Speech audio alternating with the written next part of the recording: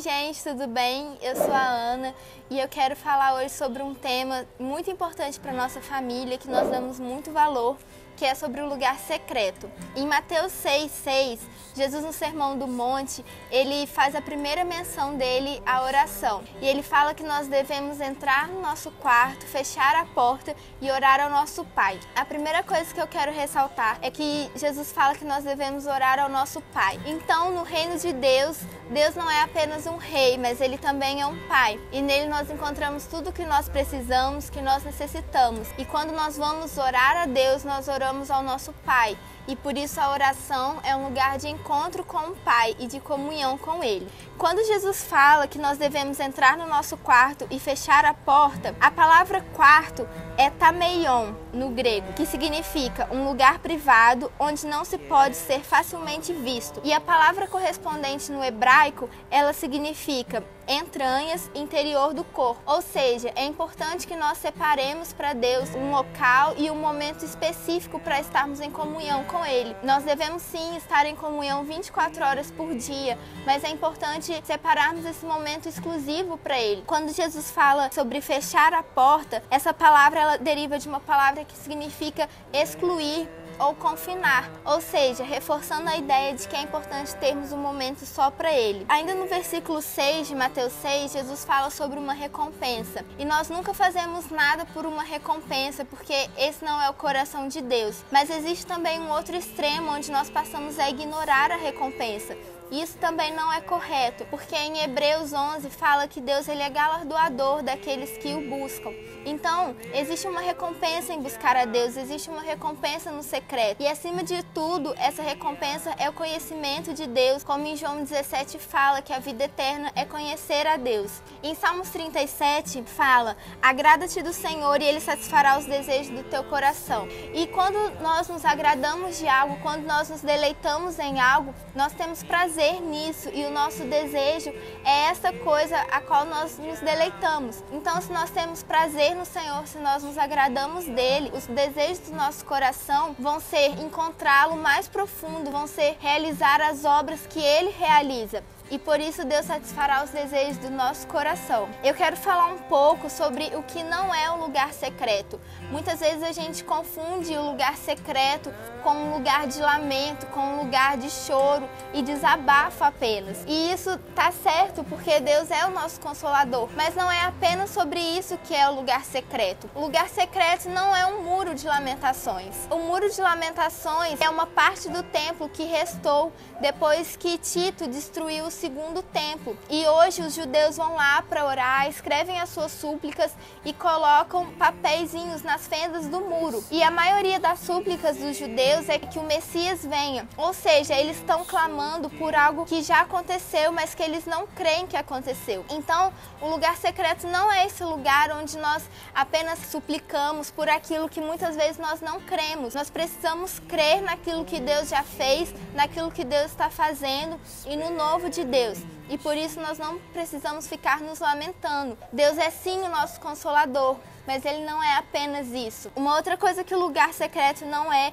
um esconderijo, um lugar onde nós nos escondemos por medo. Ele é um lugar de esconderijo para encontrar a Deus e não para nos esconder dos problemas. Em 1 Reis 19, Elias ele se esconde em uma caverna por medo. Ele não estava num lugar secreto, ele estava com medo de morrer. Então ele foi para aquele local, ficou alimentando as suas feridas, ficou alimentando os seus medos, e não é esse o desejo de Deus para nós. Deus não quer que nós fiquemos em um local alimentando o nosso medo, alimentando as nossas feridas. Nós precisamos estar em um lugar secreto, em um local de prazer, em um local de descanso. Então, para que serve o lugar secreto? Adão, ele tinha um relacionamento com Deus, e eu acredito que na viração do dia, quando Deus vinha ter com Adão, esse era o lugar secreto de Adão, o jardim do Éden. E é interessante, se nós formos ler em Gênesis 2, Deus primeiramente faz o homem e depois ele planta o jardim. Até que o homem seja formado, o jardim não havia florescido ainda, porque não faz sentido um jardim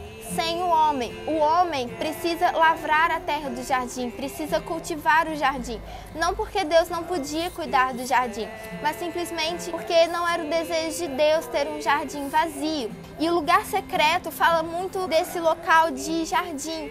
Em Cantares 4, Salomão assemelha a noiva dele a um jardim, a um lugar recluso, onde ele tem prazer, onde ele tem descanso. Então, nós somos esse jardim, o nosso relacionamento com Deus é esse jardim, onde ele pode vir e descansar e ter prazer em nós. E o jardim só floresce quando o homem está nele. Então, nós precisamos estar no jardim, cuidar dele para que ele floresça e então Deus venha na viração do dia e nós possamos ter prazer com ele, nós possamos nos relacionar com ele e possamos descansar e contemplar a boa obra que nós temos feito com ele. Então, o lugar secreto é um lugar de descanso e de trabalho, mas um trabalho contemplando a Deus, um trabalho vendo o que Deus está fazendo. Jesus, ele tinha o lugar secreto dele com o Pai. Então, em várias passagens da Bíblia, em Marcos 1, ele se ausenta, se despede dos discípulos e vai orar, porque ele deixou um exemplo do que nós devemos fazer. E quando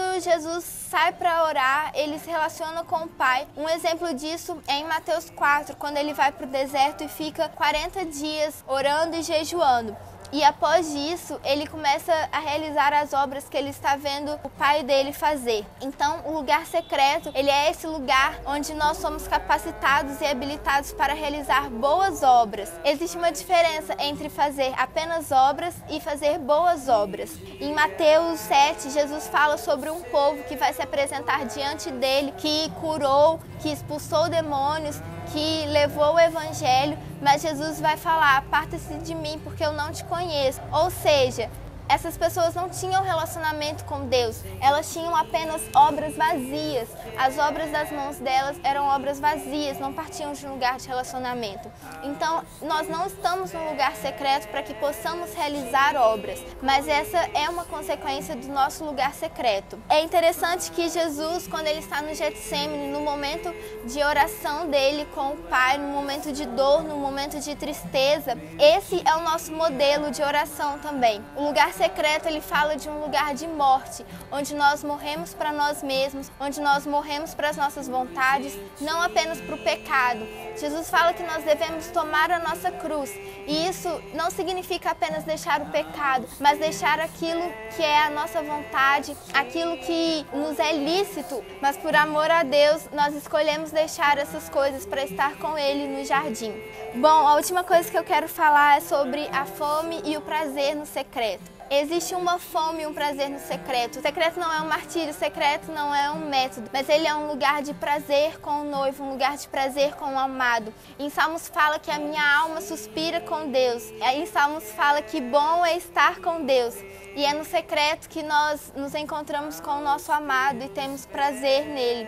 E isso vai muito além de uma regra, isso vai muito mais de uma obrigação, mas isso fala de um relacionamento genuíno, de um relacionamento em verdade com Deus. Então, se você tem perdido a sua fome, o seu prazer no secreto em Deus, peça a Ele, porque existe esse prazer e existe essa alegria.